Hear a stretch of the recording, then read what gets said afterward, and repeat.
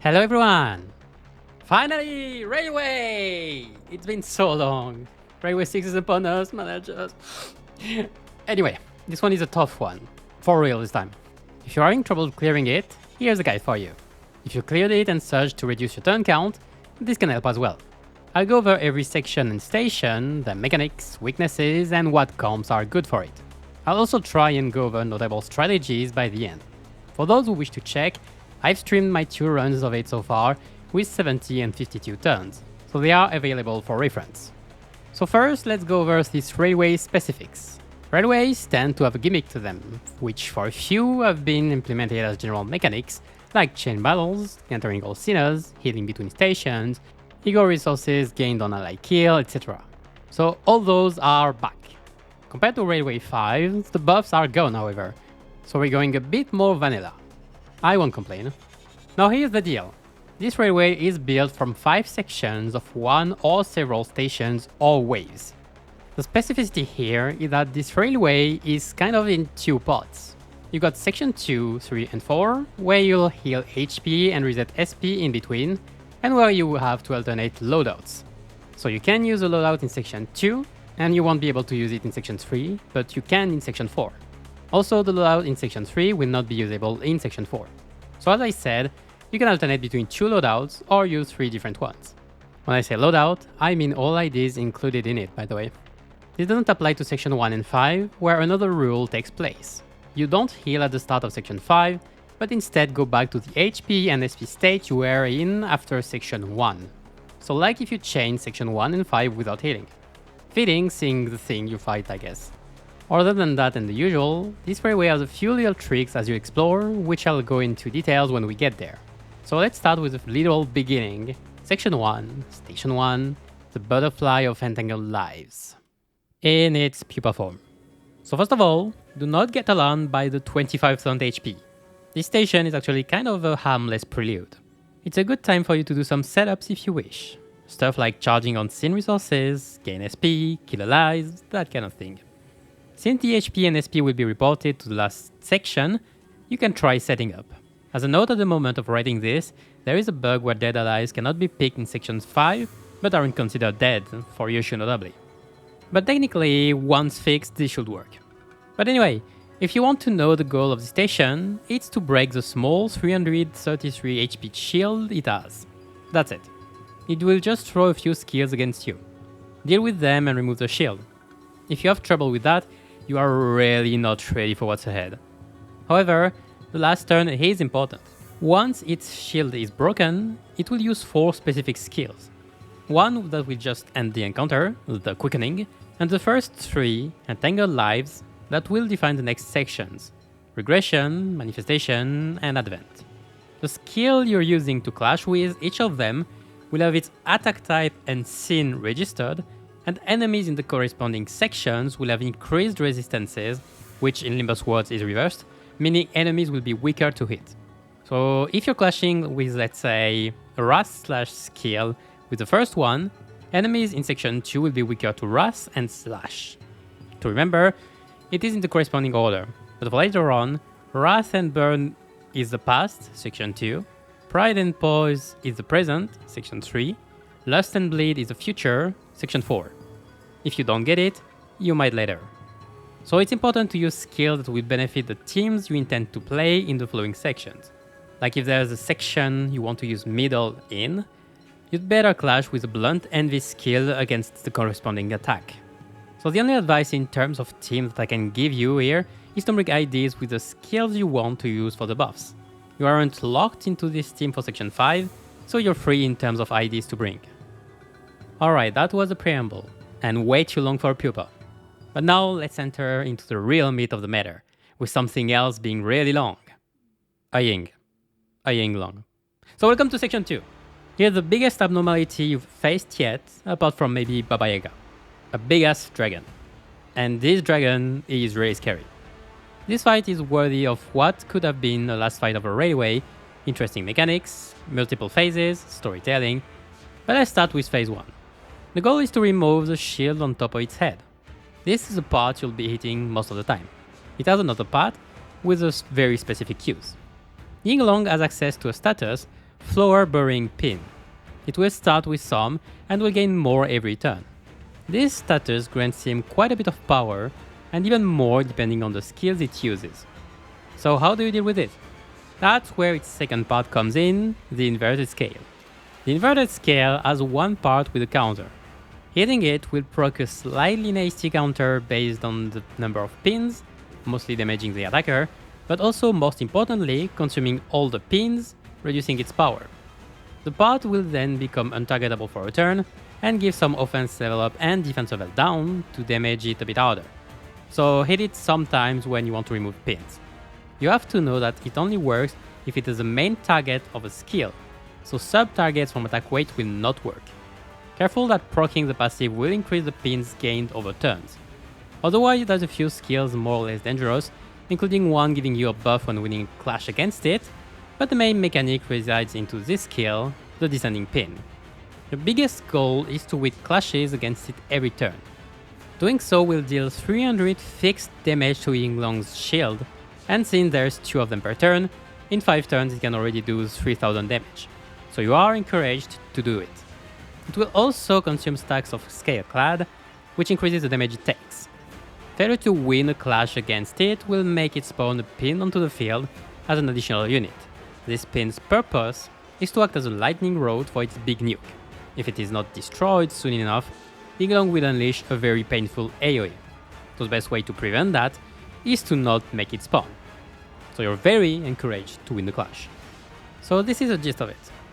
Win clashes against the descending pins, hit the scale sometimes to reset pins, while being careful to not die from the counter, and reduce its shield to 0. Its weaknesses are Gluttony, Gloom and Envy, so corresponding archetypes and keywords do well here, but I will elaborate more on team choices later. Once the shield is broken, this happens. Well, bon appetit. Wait, what are you all doing here? Welcome to Phase 2, and a nightmare. Envy Pecatula Forma Dei shows. You might notice 2 things entering. There's a huge orb targetable in the background, and a very high speed Honglu casting Tears of the Tarnished Blood. Your goal will be to go through all shows and affiliates while dealing with the equivalent of 2 TOTBs. Yes, because you probably understand Envy Pecatulas now. They are the closest thing to PvP. But the orb is this wave's gimmick. It will chill in the background with 600 shield and 200 HP. On the second turn usually, it will have the urge to use Impale the Self, Impurity to Purge, which is the equivalent of Honglu's TOTB The Hand. I don't need to tell you that's scary. But no fear, reducing its HP to 1, because you can skill it before it uses its skill, will reduce the damage of said skill to 0. Know that it will also cast the skill suddenly if reduced at 1 HP, and like the scale before, it can only be damaged if it's the main target of a skill. A recurring mechanic. When killed, it will give all your Sinner protection against the skill. So we are coming into the other threat, Honglu. So in case you don't remember A-shows and TOTB, here's a reminder. When new A-shows enter the field, they will use an instant skill tree on a random target. Honglu also has an anti-death for a turn, so you'll need at least 2 to kill him. If that's not enough, he will give assist defense to an A-show to protect him, and there's Faust's assist defense as well. So actually getting to Honglu is tough, and leaving him alive is dangerous. If he casts his original TOTB skill, he will also use the hand even when killed, and you know the result. Painful. So killing him is also painful. So how do we deal with this? Well, there are a few options. First, take it. It's not too efficient, but if you can tank TOTB, good for you. Stuff like Ledger Domain Paralyze can help, I guess. Real solution number 1. Stagger him before he can use his skill. If he doesn't use it, it won't activate its final skill. Bringing him to 0 HP to remove his death resistance is also advised. The question is, how do you hit him before, and how do you pass as defense? For the speed, either you get an ID fast enough with a good enough setup, but there aren't many, or you remember Pigritia exists and decide to use one of your 2 Durantes uses on it. It is worth it. You can still try to outspeed Honglu thanks to Yinglong buff's Capricious Mercy that you get from winning Clash against Draconic Vortex, and you keep while not being hit.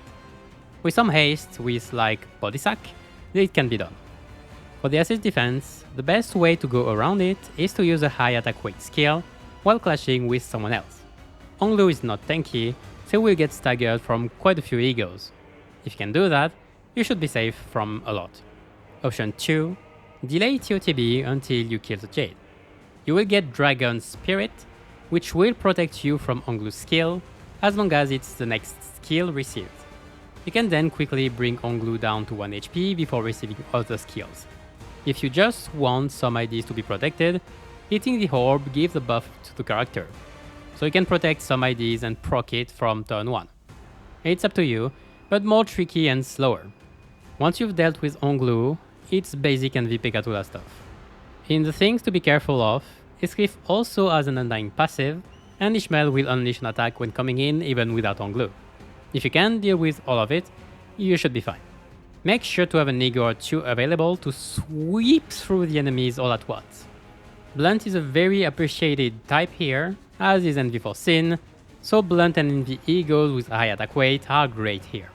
Once you deal with all Pekatulas and the orb, we enter phase 3, by exiting Yinglong's stomach. Now phase 3, back to Yinglong, 3 sizes smaller. This phase is kind of the continuation of phase 1. Here, Yinglong is severely damaged, with all its parts under 30% HP and breakable. It will still use most of its skills like in phase 1, with a few more of the annoying ones. The floor burying pin mechanic is still stand, with a few changes. When you clash against the standing pin doesn't damage Yinglong anymore, but still summons pins if not dealt with. Inverted scale no longer has a counter, but an actual skill, so careful about it. The main focus comes from a new part, however, the floor burying wedge. Your goal is to break this part, as Yinglong cannot die while it stands. So while it has low core HP, its real HP is this part's HP.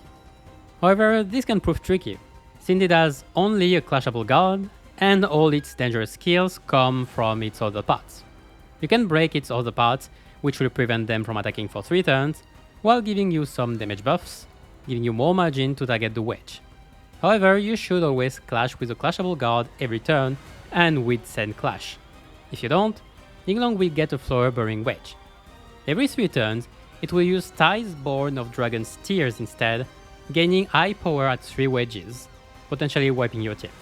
So to avoid it, win clashes against the god. When you win the clash against it, it will leave the part vulnerable and without other AoEs, so it's a good time to burst it. To summarize, hit the wedge as much as possible, still win clashes against its guard and descending pin, break parts if you want less kills on you, and break the wedge ASAP. It's the same Yinglong as before, so while you think the main target is trickier, the same strats can apply. Once you've dealt with it, congrats, you've cleared section 2. Almost. You still have one task. You will find an illusory part of the butterfly waiting. It will use a skill to end the encounter if you let it, clearing the section. You have another option for the cost of 1 more turn, which is breaking its shield, giving you an even choice, allowing you to remove one of the passives for the last section. It's hard to talk about it without being there, so I'll detail things then.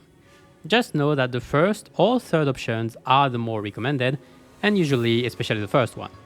If you want to shave 1 turn, you don't have to break the shield, but it makes the last section more tricky. Know that it has increased weaknesses from the section weaknesses you picked before, so you can easily break its shield with one of those skills. And now we're done with section 2 for real. So as for teams to bring here, first you won't be able to bring anything here into section 3, so be careful about that. As for what to use, you have 2 parts to be mindful of, fighting Yinglong and fighting the Pekatula. The rule of thumb is that you would pick IDs and comp for the boss fight, and choose egos so you can deal with the Pekatulas. If you have different choices for IDs, their egos might make you decide.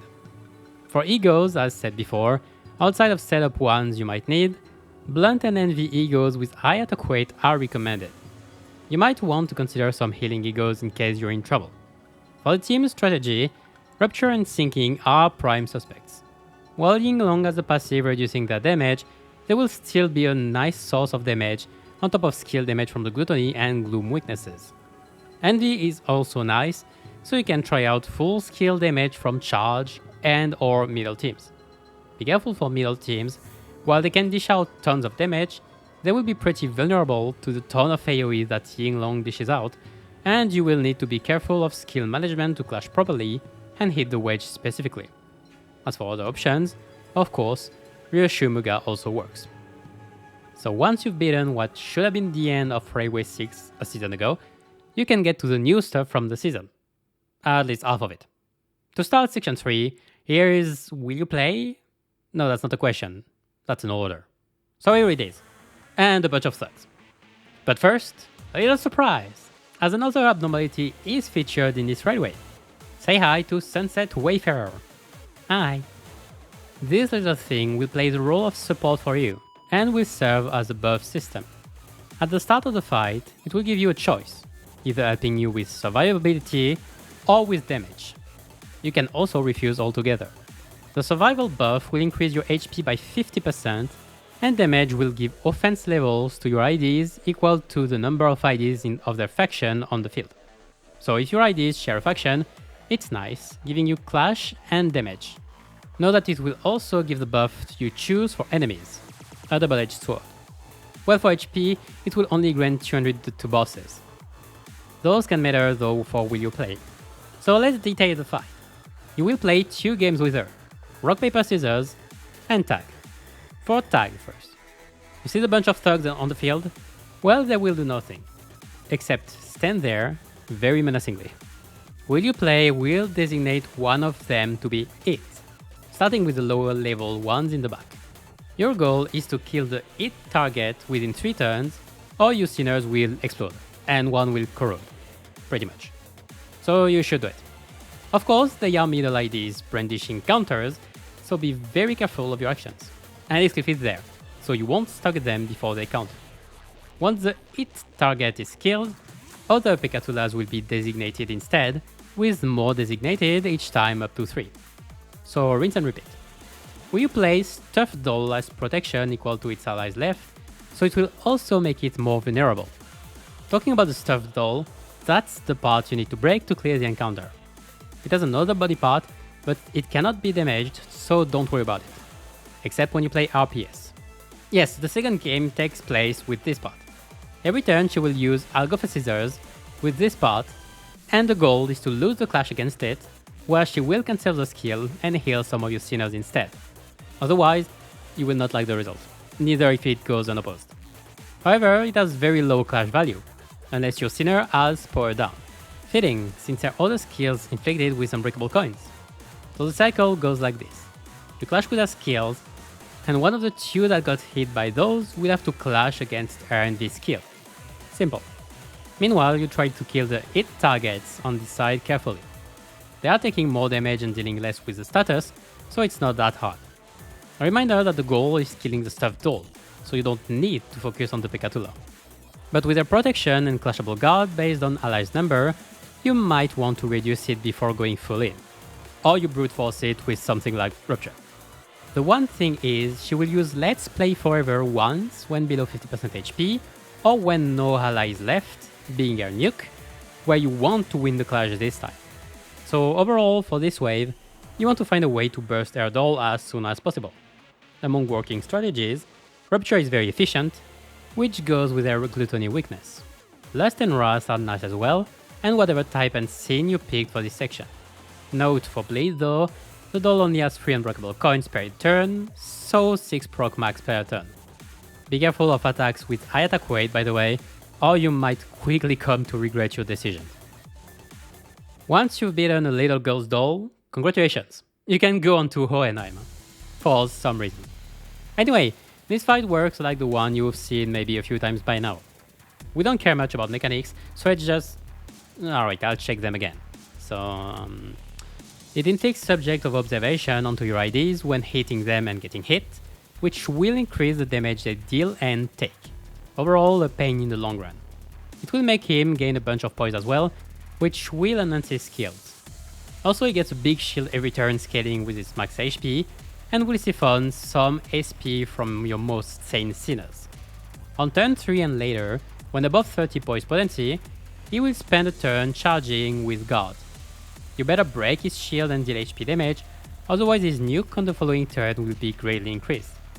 After using his nuke every time, you will get an event to change one of his passive into a malfunctioning one, less troublesome and more beneficial to you.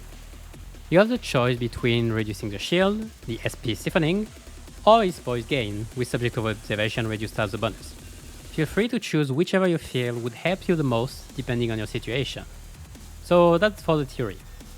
In practice, just YOLO. Just keep clashing and doing damage, and that's about it. It's not like you have much control over subject of observation anyway, so you will get shipped down bit by bit, but if you kill it fast enough or use some healing egos, it shouldn't be a problem. Burn and Rupture inflict more damage to the shield, which correspond to his weaknesses, so it's a good choice. Even if Burn hitting the shield most likely means it wasn't broken during the turn. This wave is the least worrisome of the railway overall, and once you finish it, you can check on the butterfly an additional time before finishing. So this time you find the prison form. It acts exactly like the first time, either don't break its shield to end the fight, or break it and take one more turn to choose the passive to disable. Again, the first or third are more advised, the first reducing inherently the third. Alright, so 4 teams.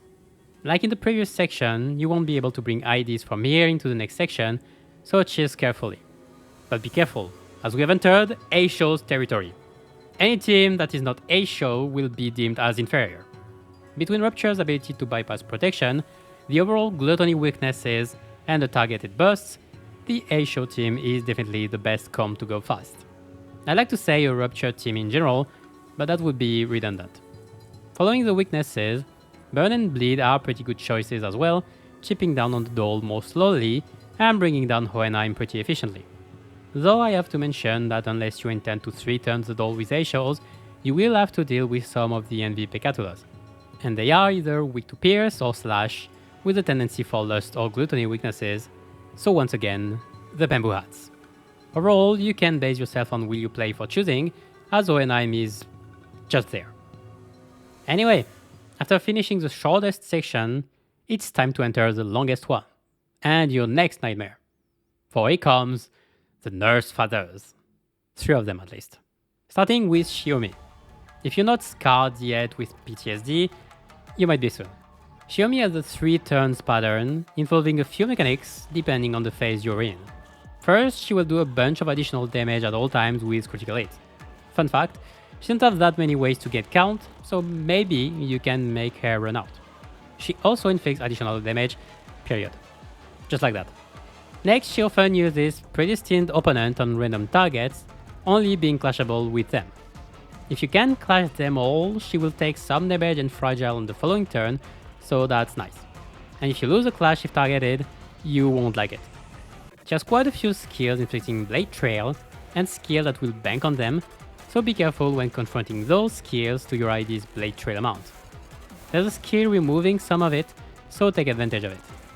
There's also a skill reducing her power when you win a clash against it, so try to weaken her with it first. But the main mechanic is her After Image Entanglement.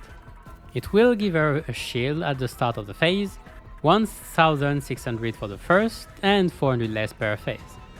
Breaking the shield will make her change phase, staggering her for the first 2 times, and no longer stopping you when getting to the last phase. Her skills rotation will change depending on the phase. So while her first phase is already painful, it gets worse. So to summarize, break the shield every time while seeing your Sinner's life quickly vanishing, and there's not much you can do about it except heal and maybe evade some skills. So prepare healing egos if needed, and mostly ways to burst her down. Once you break her first shield, she will get staggered, so it's a good occasion with a strong enough burst to stagger her twice by breaking the shield in succession to quickly skip to the last phase. She's weak to Wrath and Gloom, Burn and Affiliates working pretty well even if not bombastic, with Butterfly strats having some potential. Otherwise, of course, teams like A-Shows or Ryoshu Solo can deal with it. So now that's for the usual way of dealing with her. But there is a cheesy strat. Cheese as in yellow. Yellow as in Tremor.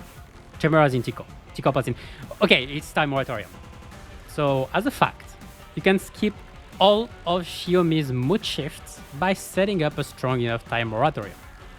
So if you reduce the shield enough on her, and then set up a TM, then deal about 1600 damage, which is her HP plus the remaining shield, then the wave's over. This must be done in 2 turns on a high level enemy, so while doable it's not easy and requires a proper burst, but with stuff like Ryoshu Muga it can be done. Note that she's sloth resistant, which will reduce the Mora boost, requiring about the regular number of HP.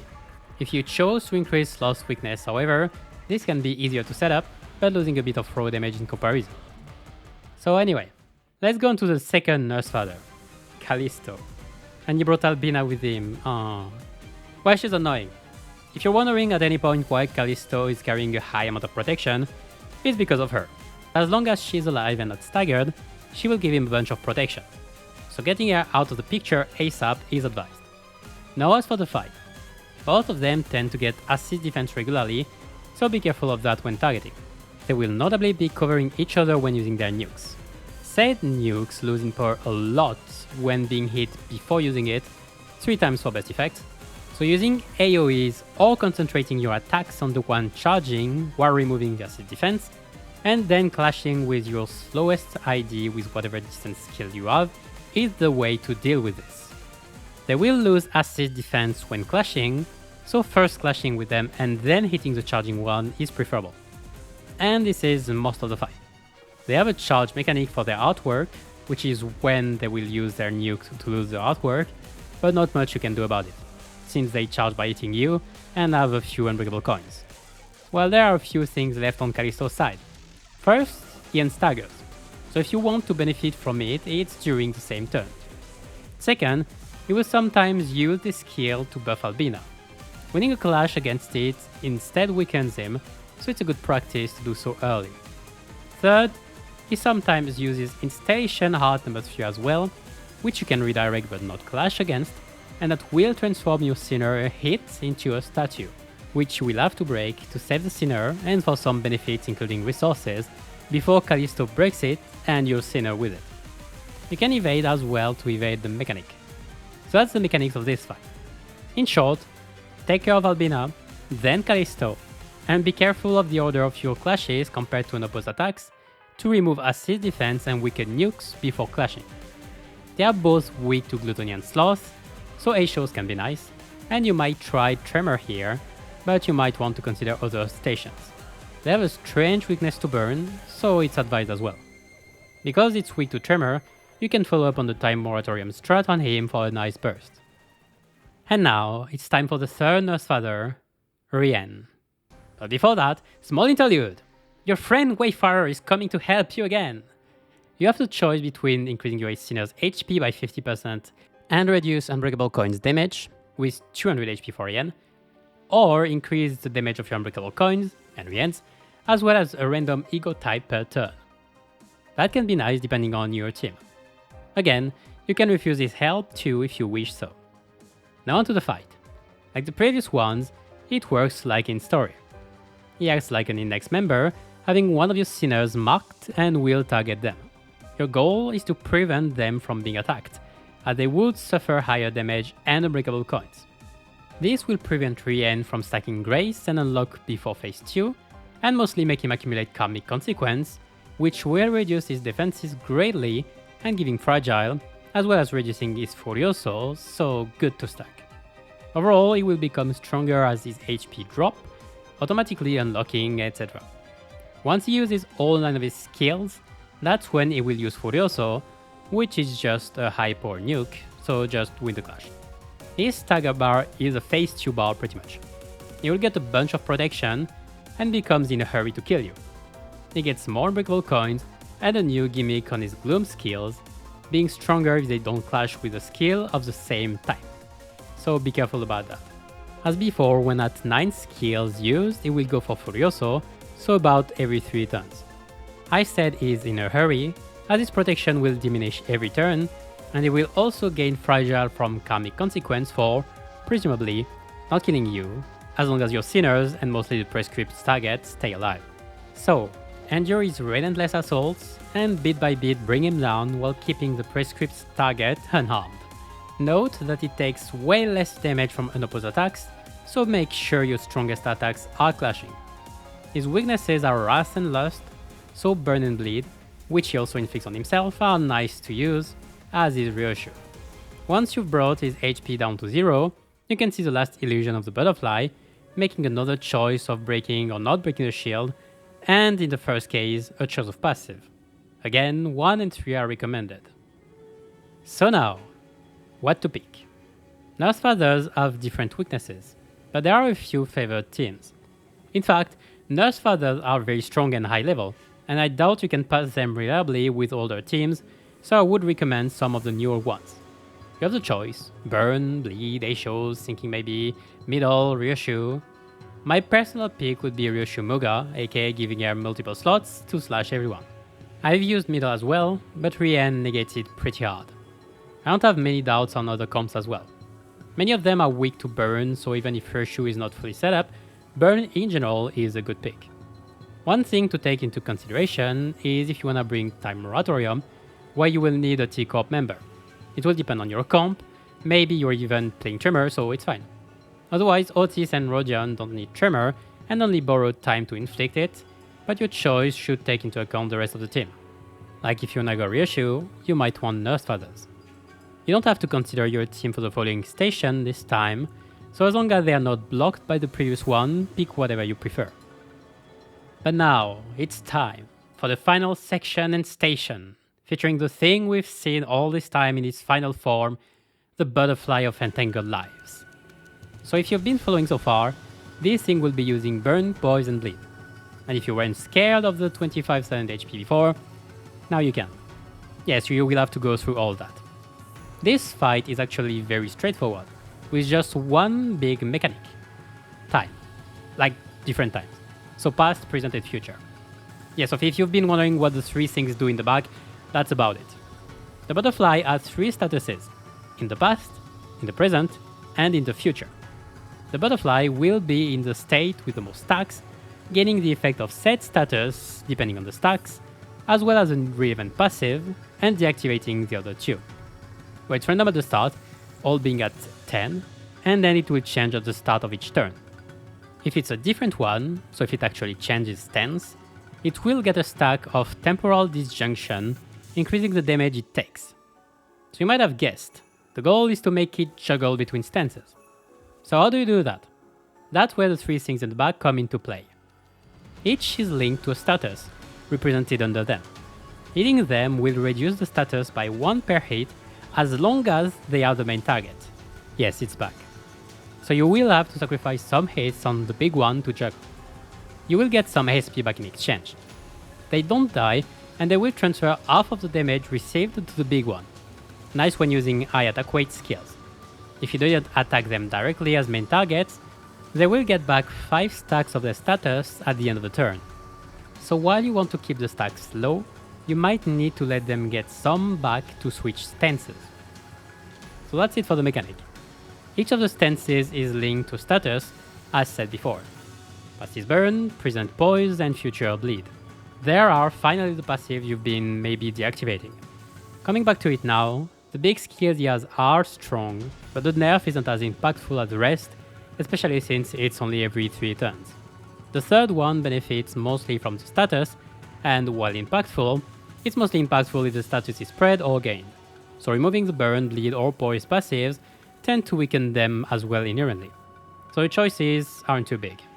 It gets a bunch of poise even without the passive though, so for the present, negating the damage increase might be more worth it.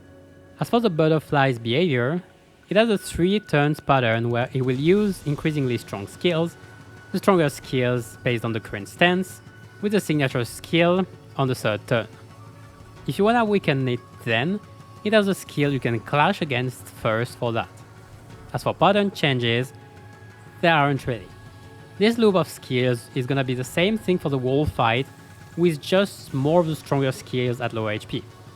At every 3rd of its life lost, it will get back 10 of each status stacks, and 1 more unbreakable coin on each skill, making your Sinner's HP lower more and more. So the fight is kinda straightforward. Juggle the stacks as you're trying to bully the butterfly. There's just one thing that will happen on turn 3. For the last time, Little Wayfarer comes to help us, with either HP increase, stagger threshold removal, and SP heal every turn, or additional offense level up and damage in absolute resonance. Again, pick your choice, but the survival one is very nice to have, especially if you're going for status damage. As for strategies, there are a few. Poise is higher single target damage, and the other two are AoE nukes, making the poise stance overall safer. So if you wanna focus entirely on bursting the main body without engaging in the mechanics, you can just park in present stance. If your damage is mostly based on skills though, it can be nice to get some disjunction stacks, as it does increase your damage nicely. If you're going mostly for status damage though, this isn't really necessary. It's especially true since it has a bunch of stagger thresholds every few thousand HP, so if you can do enough damage you can easily chain stagger it and it won't be an issue. Once its HP finally reaches 0, congratulations, you have cleared Railway 6. So now the fight is pretty clear. So let's see for teams. The Butterfly does have weaknesses in Wrath, Lust and Pride. Burn, Bleed and Poise are, funnily enough, not too bad there.